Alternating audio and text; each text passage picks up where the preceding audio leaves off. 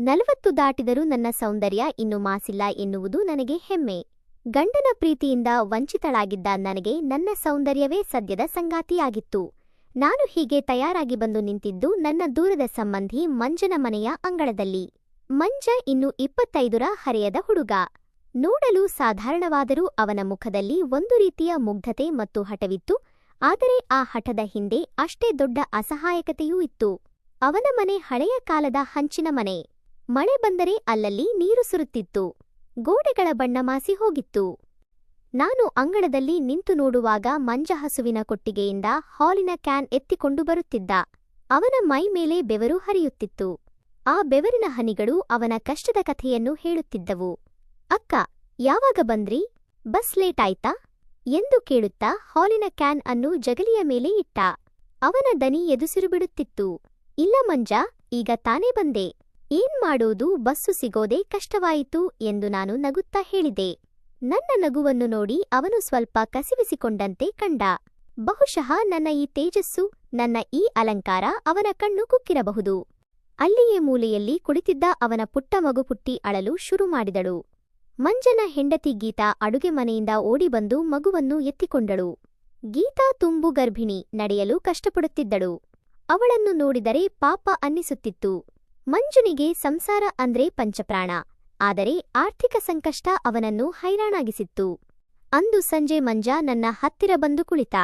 ಅವನ ಕಣ್ಣುಗಳಲ್ಲಿ ನೀರು ತುಂಬಿತ್ತು. ಅಕ್ಕ, ಮಳೆಗಾಲ ಶುರುವಾಗ್ತಿದೆ. ಈ ಹಳೆ ಮನೆ ಸೋರುತ್ತೆ. ಗೀತಾ ಬೇರೆ ಗರ್ಭಿಣಿ. ಅವಳಿಗೆ ಬರುವ ಮಗುವಿಗೆ ಒಂದು ಸುರಕ್ಷಿತವಾದ ಹೊಸ ಮನೆ ಕಟ್ಟಬೇಕು ಅಂತ ಆಸೆ. ಆದರೆ ಹೈನುಗಾರಿಕೆಯಲ್ಲಿ ಬರೋ ದುಡ್ಡು ಸಾಲಕ್ಕೂ ಸಾಲುತ್ತಿಲ್ಲ ಎಂದು ತನ್ನ ನೋವನ್ನು ತೋಡಿಕೊಂಡ. ಅವನ ಆ ಮಾತುಗಳು, ಆ ಅಸಹಾಯಕ ನೋಟ ನನ್ನ ಮನಸ್ಸಿನ ಮೂಲೆಯಲ್ಲಿ ಏನನ್ನು ಕದಲಿಸಿತು. ಅವನ ಮುಗ್ಧತೆ ಮತ್ತು ಗಂಡುಸುತನದ ಮಿಶ್ರಣ ನನ್ನನ್ನು ಸೆಳೆಯಿತು. ಅವನ ಕಷ್ಟಕ್ಕೆ ಹೆಗಲು ಕೊಡುವ ನೆಪದಲ್ಲಿ ನನಗರಿವಿಲ್ಲದಂತೆ ನಾನು ಅವನ ಹತ್ತಿರವಾಗುವ ಆಲೋಚನೆ ಮಾಡಿದೆ. ನನ್ನ ಒಂಟಿತನಕ್ಕೆ ಅವನ ಸಾಮೀಪ್ಯ ಮದ್ದಾಗಬಹುದು ಎಂಬ ಸ್ವಾರ್ಥ ಆಲೋಚನೆ ನನ್ನಲ್ಲಿ ಮೊಳಕೆಯೊಡೆಯಿತು. 1 ವಾರ ಕಳೆಯುವುದರಲ್ಲೇ ಮನೆಯ ವಾತಾವರಣ ಬದಲಾಯಿತು. ಗೀತಾಳಿಗೆ ಹೆರಿಗೆಗೆ ತವರಿಗೆ ಹೋಗುವ ಸಮಯ ಹತ್ತಿರವಾಯಿತು. ಅವಳು ಹೋಗುವ ದಿನ ಮನೆಯಲ್ಲಿ ಒಂದು ರೀತಿಯ ಮೌನ ಆವರಿಸಿತು. ಗೀತಾ ಅಳುತ್ತಾ ಮಂಜುನ ಕೈ ಹಿಡಿದು, ನನ್ನನ್ನು ಮಗುವನ್ನು ಚೆನ್ನಾಗಿ ನೋಡ್ಕೋತೀರಾ ಅಲ್ವಾ? ಆದಷ್ಟು ಬೇಗ ಮನೆ ಕೆಲಸ ಶುರು ಮಾಡಿ ಬಾಣಂತನು ಮುಗಿಸಿಕೊಂಡು ಹೊಸ ಮನೆಗೆ ಬರೋ ಹಾಗಿರಲಿ ಎಂದು ಕಣ್ಣೀರು ಹಾಕಿದಳು. ಮಂಜುನು ಭಾವುಕನಾದ. ಅವಳನ್ನು ಕಾರಿನಲ್ಲಿ ಹತ್ತಿಸಿ ಕಳುಹಿಸುವಾಗ ಅವನ ಮುಖದಲ್ಲಿ ಸಂಸಾರದ ಬಗೆಗಿನ ಕಾಳಜಿ ಎದ್ದು ಕಾಣುತ್ತಿತ್ತು.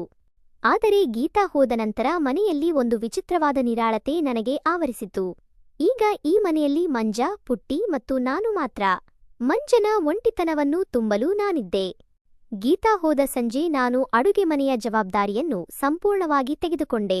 ಮಂಜನಿಗೆ ಇಷ್ಟವಾಗುವಂತಹ ಬಿಸಿ ಸಾರು ಅನ್ನ ಮಾಡಿದೆ. ನಾನು ಅಡುಗೆ ಮಾಡುವಾಗ ಸೀರೆಯ ಸೆರಗನ್ನು ಸೊಂಟಕ್ಕೆ ಸಿಕ್ಕಿಸಿಕೊಂಡು ಓಡಾಡುತ್ತಿದ್ದೆ. ಅದೇ ಸಮಯದಲ್ಲಿ ನಮ್ಮ ಮನೆಗೆ ಹಾಲಿನ ಡೈರಿಯ ಸೆಕ್ರೆಟರಿ ರಂಗಣ್ಣ ಬಂದರು. ರಂಗಣ್ಣ ಬಾಯಿ ಬಡಾಯಿ ಜಾಸ್ತಿ, ಆದರೆ ಮನಸ್ಸು ಒಳ್ಳೆಯದು. ನನ್ನನ್ನು ನೋಡಿ, ಓಹೋ ಮಂಜ, ನಿನ್ನ ಮನೆಗೆ ಲಕ್ಷ್ಮಿಯೇ ನಡೆದು ಬಂದ ಹಾಗಿದೆ. ಅಕ್ಕ, ಅವರು ನೋಡೋಕೆ ಸಿನಿಮಾ ಹೀರೋಯಿನ್ ತರ ಇದ್ದಾರೆ ಕಣಯ್ಯ. ನೀನು ಪುಣ್ಯವಂತ ಎಂದು ಜೋರಾಗಿ ನಗುತ್ತಾ ತಮಾಷೆ ಮಾಡಿದ. ಮಂಜ ನಾಚಿಕೆಯಿಂದ ತಲೆ ತಗ್ಗಿಸಿದ. ಏನ್ ರಂಗಣ್ಣ, ಸುಮ್ನಿರಿ, ಅವರು ನಮ್ಮ ಅಕ್ಕ ಎಂದ. ನಾನು ನಗುತ್ತಾ, ಪರವಾಗಿಲ್ಲ ಬಿಡಿ ರಂಗಣ್ಣ, ಹೊಗಳಿಕೆ ಯಾರಿಗೆ ಇಷ್ಟ ಆಗಲ್ಲ ಎಂದು ಕಣ್ಣು ಮಿಟುಕಿಸಿದೆ. ರಂಗಣ್ಣನ ಮಾತು ಮಂಜನ ಮನಸ್ಸಿನಲ್ಲಿ ನನ್ನ ಬಗ್ಗೆ ಇನ್ನಷ್ಟು ಆಸಕ್ತಿ ಮೂಡಿಸಲು ಸಹಾಯಕವಾಯಿತು. ಅಂದು ರಾತ್ರಿ ಊಟಕ್ಕೆ ಕುಳಿತಾಗ ನಾನು ಮಂಜನಿಗೆ ಬಡಿಸುತ್ತಾ, ಮಂಜ, ಗೀತಾ ಇಲ್ಲ ಅಂತ ಬೇಜಾರು ಮಾಡ್ಕೋಬೇಡ, ನಾನಿದ್ದೀನಲ್ಲ, ನಿನಗೆ ಯಾವ ಕೊರತೆಯೂ ಬಾರದ ಹಾಗೆ ನೋಡ್ಕೋತೀನಿ ಎಂದೆ. ನನ್ನ ದನಿಯಲ್ಲಿ ಒಂದು ಬಗೆಯ ಮೃದುತ್ವ ಮತ್ತು ಆಕರ್ಷಣೆ ಇತ್ತು. ಮಂಜ ತಲೆ ಎತ್ತಿ ನನ್ನನ್ನು ನೋಡಿದ. ಲೈಟಿನ ಬೆಳಕಿನಲ್ಲಿ ನನ್ನ ಹೊಳೆಯುವ ಮುಖ, ಕತ್ತಿನ ಸರ, ಬಳೆಗಳ ಸದ್ದು ಅವನನ್ನು ಕಟ್ಟಿಹಾಕಿದವು. ಅವನು ಊಟ ಮಾಡುತ್ತಿದ್ದರೂ ಅವನ ಗಮನ ನನ್ನ ಮೇಲೆ ಇತ್ತು. ನನ್ನ ಗಂಡ ರಮೇಶ ಫೋನ್ ಮಾಡಿದ. ಅವನು ಕುಡಿದ ಅಮಲಿನಲ್ಲಿದ್ದ. ಯಾವಾಗ ಬರ್ತೀಯ ಮನೆಗೆ? ಅಲ್ಲಿ ಏನು ಮಾಡ್ತಿದ್ದೀಯ ಅಂತ ರೇಗಿದ. ನಾನು ಫೋನ್ ಕಟ್ ಮಾಡಿ ಅಳುವ ನಾಟಕ ಮಾಡಿದೆ. ಇದನ್ನು ನೋಡಿದ ಮಂಜ, ಅಕ್ಕ, ಯಾಕೆ ಅಳ್ತೀರಾ? ಮಾವನವರು ಏನಾದ್ರೂ ಅಂದ್ರಾ ಎಂದು ಆತಂಕದಿಂದ ಕೇಳಿದ. ಹೌದು ಮಂಜ, ನನ್ನ ಹಣೆ ಬರಹವೇ ಇಷ್ಟು. ಪ್ರೀತಿ ಇಲ್ಲದ ಸಂಸಾರ ನನ್ನದು. ನಿನ್ನಂಥ ಗಂಡ ಸಿಗುವುದಕ್ಕೆ ಪುಣ್ಯ ಮಾಡಿರಬೇಕು ಎಂದು ಹೇಳಿ ಅವನ ಕೈ ಹಿಡಿದುಕೊಂಡೆ. ಆ ಸ್ಪರ್ಶ ಅವನಲ್ಲಿ ಮಿಂಚಿನ ಸಂಚಾರ ಉಂಟುಮಾಡಿತು. ಅವನು ನನ್ನ ಕೈಯನ್ನು ಬಿಡಿಸಿಕೊಳ್ಳಲಿಲ್ಲ. ಅಲ್ಲಿಂದ ನಮ್ಮಿಬ್ಬರ ನಡುವಿನ ಮೌನ ಸಂಭಾಷಣೆ ಶುರುವಾಯಿತು. ದಿನಗಳು ಉರುಳಿದಂತೆ ಮಂಜ ಮತ್ತು ನನ್ನ ನಡುವಿನ ಅಂತರ ಕಡಿಮೆಯಾಗುತ್ತಾ ಹೋಯಿತು. ನಾನು ಬೆಳಿಗ್ಗೆ ಬೇಗ ಎದ್ದು ಸ್ನಾನ ಮಾಡಿ ಒದ್ದೆ ಕೂದಲನ್ನು ಒಣಗಿಸುತ್ತಾ ಜಗಲಿಯ ಮೇಲೆ ಕುಳಿತುಕೊಳ್ಳುತ್ತಿದ್ದೆ. ಮಂಜ ಕೊಟ್ಟಿಗೆಯಲ್ಲಿ ಕೆಲಸ ಮಾಡುವಾಗ ನನ್ನನ್ನು ಕದ್ದು ನೋಡುತ್ತಿದ್ದ. ಅವನ ಆ ಕಳ್ಳನೋಟ ನನಗೆ ತುಂಬಾ ಇಷ್ಟವಾಗುತ್ತಿತ್ತು. ನಾನು ಅವನಿಗೆ ಸಹಾಯ ಮಾಡುವ ನೆಪದಲ್ಲಿ ಕೊಟ್ಟಿಗೆಗೆ ಹೋಗಲಾರಂಭಿಸಿದೆ. ಒಂದು ದಿನ ಮಧ್ಯಾಹ್ನ ಮಂಜು ಸುಸ್ತಾಗಿ ಜಗಲಿಯ ಮೇಲೆ ಕುಳಿತಿದ್ದ. ನಾನು ಅವನಿಗೆ ಮಜ್ಜಿಗೆ ತಂದುಕೊಟ್ಟೆ. ಅವನ ಪಕ್ಕದಲ್ಲೇ ಕುಳಿತು, ಮಂಜ, ನಿನ್ನ ಕಷ್ಟ ನೋಡಿದರೆ ನನಗೆ ಸಂಕಟವಾಗುತ್ತೆ. ನಿನಗೊಂದು ವಿಷಯ ಹೇಳಲಾ? ನನ್ನ ಹತ್ತಿರ ಸ್ವಲ್ಪ ಹಣ ಇದೆ, ಸುಮಾರು 5 ಲಕ್ಷದಷ್ಟು. ಅದನ್ನು ನಾನು ನಿನಗೆ ಕೊಡ್ತೀನಿ. ನೀನು ಹೊಸ ಮನೆ ಕಟ್ಟಿಸು ಎಂದೆ. ಮಂಜನ ಕಣ್ಣುಗಳು ಅಗಲವಾದವು. ಅಕ್ಕ, ನಿಜವಾಗಲೂ? ನಾ ಅಷ್ಟು ದೊಡ್ಡ ಮೊತ್ತ ಬೇಡ ಅಕ್ಕ, ಮಾವನವರು ಬೈತಾರೆ ಎಂದ. ಅವನಿಗೇನೂ ಗೊತ್ತಾಗಲ್ಲ ಬಿಡು. ಅದು ನನ್ನ ತವರು ಮನೆಯಿಂದ ಬಂದ ಹಣ. ನಿನಗೆ ಸಹಾಯ ಮಾಡದೆ ಇನ್ನ ಯಾರಿಗೆ ಮಾಡಲಿ? ನೀನು ಚೆನ್ನಾಗಿರಬೇಕು ಅನ್ನೋದೇ ನನ್ನ ಆಸೆ ಎಂದು ಹೇಳುತ್ತಾ ಅವನ ಭುಜದ ಮೇಲೆ ಕೈ ಇಟ್ಟೆ. ಆ ಕ್ಷಣ ಮಂಜನಿಗೆ ನಾನು ಕೇವಲ ಅಕ್ಕನಾಗಿ ಕಾಣಲಿಲ್ಲ, ಅವನ ಪಾಲಿನ ದೇವತೆಯಂತೆ ಕಂಡೆ. ಅವನ ಕನಸಿನ ಮನೆ ಕಣ್ಣ ಮುಂದೆ ಬಂತು. ಆ ಸಂತೋಷದಲ್ಲಿ ಅವನು ನನ್ನನ್ನು ತಬ್ಬಿಕೊಳ್ಳುವಷ್ಟು ಹತ್ತಿರ ಬಂದ. ನಿಮ್ಮ ಋಣ ನಾನು ಯಾವತ್ತೂ ತೀರಿಸೋಕೆ ಆಗಲ್ಲ ಅಕ್ಕ ಎಂದು ಭಾವುಕನಾದ. ಋಣ ತೀರಿಸೋದು ಬೇಡ ಮಂಜ, ನನ್ನ ಜೊತೆ ಹೀಗೆ ಪ್ರೀತಿಯಿಂದ ಇದ್ದರೆ ಸಾಕು ಎಂದು ನಾನು ಪಿಸುಗುಟ್ಟಿದೆ. ಈ ಭರವಸೆಯ ನಂತರ ಮಂಜ ಸಂಪೂರ್ಣ ಬದಲಾದ. ಅವನಿಗೆ ಹೈನುಗಾರಿಕೆಗಿಂತ ನನ್ನ ಜೊತೆ ಕಾಲ ಕಳೆಯುವುದೇ ಮುಖ್ಯವಾಯಿತು. ಬೆಳಿಗ್ಗೆ ಏಳುವುದು ತಡವಾಯಿತು. ಹಸುಗಳಿಗೆ ಸರಿಯಾದ ಸಮಯಕ್ಕೆ ಮೇವು ಹಾಕುವುದನ್ನು ಮರೆತ. ಡೈರಿಗೆ ಹಾಲು ಹಾಕಲು ಹೋಗುವಾಗಲೂ ನನ್ನ ಸೀರೆ, ನನ್ನ ಅಲಂಕಾರದ ಬಗ್ಗೆ ಮಾತನಾಡುತ್ತಿದ್ದ. ಅಕ್ಕ, ಇವತ್ತು ನೀವು ಹುಟ್ಟಿರೋ ಸೀರೆ ತುಂಬಾ ಚೆನ್ನಾಗಿದೆ ಎನ್ನುತ್ತಿದ್ದ. ನಾನು, ನಿನಗೋಸ್ಕರನೇ ಹುಟ್ಟಿರೋದು ಕಣೋ ಎನ್ನುತ್ತಿದ್ದೆ. ನಮ್ಮಿಬ್ಬರ ಈ ಸಲುಗೆಯನ್ನು ಊರಿನವರು ಗಮನಿಸಲು ಶುರು ಮಾಡಿದರು. ಪಕ್ಕದ ಮನೆಯವರು ಗುಸುಗುಸು ಮಾತನಾಡಿಕೊಳ್ಳುತ್ತಿದ್ದರು. ಆದರೆ ಮಂಜ ಅದ್ಯಾವುದನ್ನೂ ಲೆಕ್ಕಿಸಲಿಲ್ಲ. ಅವನ ತಲೆಯಲ್ಲಿ ಮನೆ ಕಟ್ಟುವ ಕನಸು ಮತ್ತು ನನ್ನ ಮೇಲಿನ ಮೋಹ ಮಾತ್ರ ತುಂಬಿಕೊಂಡಿತ್ತು. ನಾನು ಅವನನ್ನು ಸಂಪೂರ್ಣವಾಗಿ ಆವರಿಸಿಕೊಂಡಿದ್ದೆ. ಅವನ ಅಮಾಯಕತೆಯನ್ನು ನನ್ನ ಒಂಟಿತನ ಕಳೆಯಲು ಬಳಸಿಕೊಳ್ಳುತ್ತಿದ್ದೆ. ಆದರೆ ಇದು ಎಲ್ಲಿಗೆ ಹೋಗಿ ಮುಟ್ಟುತ್ತದೆ ಎಂಬ ಅರಿವು ನನಗಿರಲಿಲ್ಲ. ನಮ್ಮಿಬ್ಬರ ನಡುವಿನ ಸಲುಗೆ ಈಗ ಮನೆಯ ಗೋಡೆಗಳ ಆಚೆಗೂ ಹಬ್ಬಿತು. ಒಂದು ದಿನ ಡೈರಿ ಸೆಕ್ರೆಟರಿ ರಂಗಣ್ಣ ಮನೆಗೆ ಬಂದಾಗ ಮಂಜ ಮತ್ತು ನಾನು ಒಟ್ಟಿಗೆ ಕುಳಿತು ನಗುತ್ತಾ ಮಾತನಾಡುತ್ತಿದ್ದೆವು. ರಂಗಣ್ಣ ಬಂದು, ಏನ್ ಮಂಜ, ಹಸುಗಳಿಗೆ ಮೇವು ಹಾಕೋದು ಬಿಟ್ಟು ಇಲ್ಲೇ ಹರಟೆ ಹೊಡಿತಾ ಕೂತಿದೀಯಾ? ಡೈರಿಗೆ ಹಾಲು ತರೋದು ಲೇಟ್ ಆಗ್ತಿದೆ ಎಂದು ಸ್ವಲ್ಪ ಗಂಭೀರವಾಗಿಯೇ ಹೇಳಿದ. ಆದರೆ ಮಂಜ ನಗುತ್ತಾ, ಸ್ವಲ್ಪ ಕೆಲಸ ಇತ್ತು ರಂಗಣ್ಣ, ಈಗ ಬರ್ತೀನಿ ಎಂದು ಉಡಾಫೆಯಿಂದ ಉತ್ತರಿಸಿದ. ರಂಗಣ್ಣ ನನ್ನ ಕಡೆ ನೋಡಿ, ಅಮ್ಮ ಅವರೇ, ಊರಲ್ಲಿ ಜನ ಏನೇನೋ ಮಾತಾಡಿಕೊತಿದ್ದಾರೆ. ನೀವು ಸ್ವಲ್ಪ ಹುಷಾರಾಗಿರಿ. ಮಂಜ ಒಳ್ಳೆ ಹುಡುಗ, ಅವನ ದಾರಿ ತಪ್ಪಿಸಬೇಡಿ ಎಂದು ಪರೋಕ್ಷವಾಗಿ ಎಚ್ಚರಿಕೆ ನೀಡಿದ. ಅವನ ಮಾತು ಕೇಳಿ ನನಗೆ ಕೋಪ ಬಂತು. ಆದರೂ ನುಂಗಿಕೊಂಡೆ. ಅದೇ ದಿನ ಸಂಜೆ ಮಂಜನಿಗೆ ಅವನ ಹೆಂಡತಿ ಗೀತಾ ಫೋನ್ ಮಾಡಿದಳು. ಏನ್ರೀ, ಫೋನ್ ಮಾಡಿದ್ರೆ ತೆಗೆಯುವುದೇ ಇಲ್ಲ. ಹೇಗಿದ್ದೀರಾ? ಪುಟ್ಟಿ ಹೇಗಿದ್ದಾಳೆ? ಮನೆ ಕೆಲಸ ಶುರು ಮಾಡ್ತೀರಾ ಎಂದು ಸಾಲು ಸಾಲು ಪ್ರಶ್ನೆಗಳನ್ನು ಕೇಳಿದಳು. ಮಂಜು ಅವಳಿಗೆ, ನಾನು ಬಿಜಿ ಇದ್ದೀನಿ, ಆಮೇಲೆ ಮಾಡ್ತೀನಿ ಎಂದು ತರಾತುರಿಯಲ್ಲಿ ಫೋನಿಟ್ಟ. ಗೀತಾಳ ಬಗ್ಗೆ ಅವನಲ್ಲಿದ್ದ ಕಾಳಜಿ ಕಡಿಮೆಯಾಗುತ್ತಿರುವುದು ನನಗೆ ಸ್ಪಷ್ಟವಾಗಿ ಗೋಚರಿಸಿತು. ನನಗೆ ಒಳಗೆ ಖುಷಿಯಾದರೂ ಪಾಪ ಅನ್ನಿಸಿತು. ಅಂದು ರಾತ್ರಿ ಮತ್ತೆ ನನ್ನ ಗಂಡ ರಮೇಶನಿಂದ ಫೋನ್ ಬಂತು. ಅವನು ಎಂದಿನಂತೆ ಕುಡಿದಿದ್ದ. ನಾಳೆನೇ ಅಲ್ಲಿಗೆ ಬರ್ತೀನಿ, ನೀನು ಏನು ಮಾಡ್ತಿದ್ದೀಯ ಅಂತ ನನಗೆ ಗೊತ್ತು, ಮರ್ಯಾದೆಯಿಂದ ಮನೆಗೆ ಬಾ ಎಂದು ಕಿರುಚಾಡಿದ. ನನಗೆ ಭಯವಾಯಿತು. ಮಂಜನ ಹತ್ತಿರ ಹೋಗಿ, ಮಂಜ, ರಮೇಶ ನಾಳೆ ಬರ್ತಾನಂತೆ, ಬಂದು ಗಲಾಟೆ ಮಾಡ್ತಾನೆ, ನನಗೆ ಭಯವಾಗ್ತಿದೆ ಎಂದು ಅಳುತ್ತಾ ಹೇಳಿದೆ.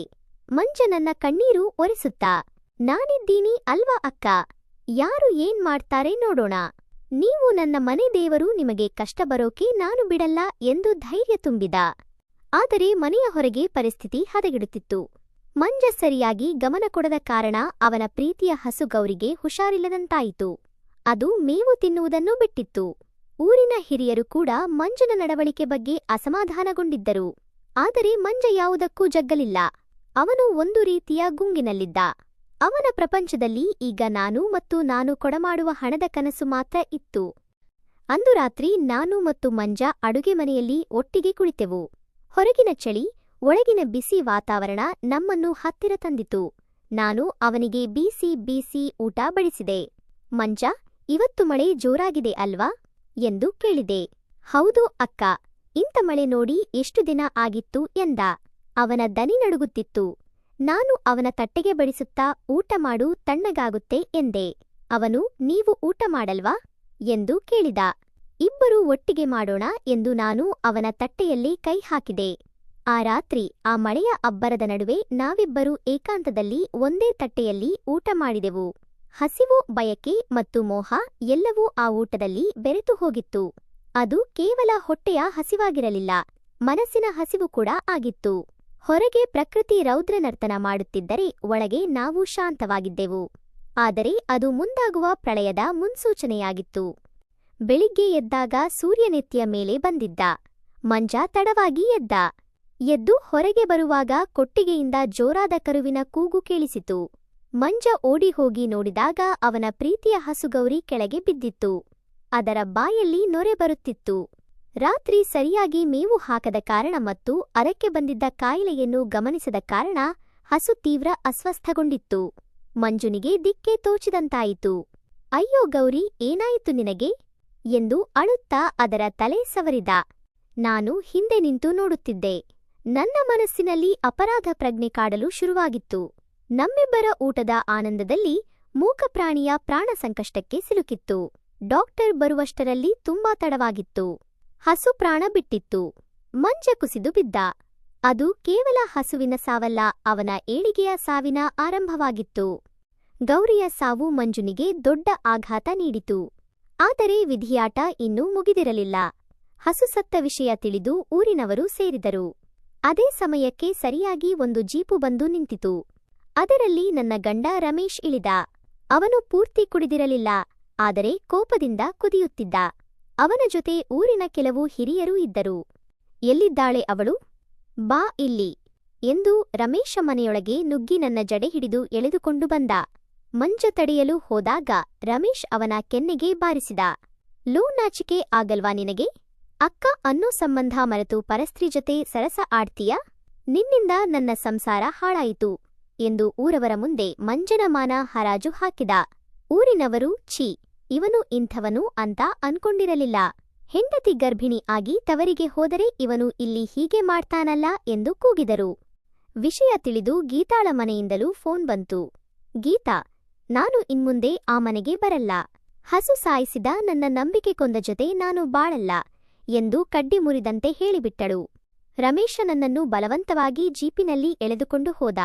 ನಾನು ಹೋಗುವಾಗ ಮಂಜುನನ್ನು ಕೊನೆಯ ಬಾರಿ ನೋಡಿದೆ. ಅವನು ತಲೆ ತಗ್ಗಿಸಿ ನಿಂತಿದ್ದ.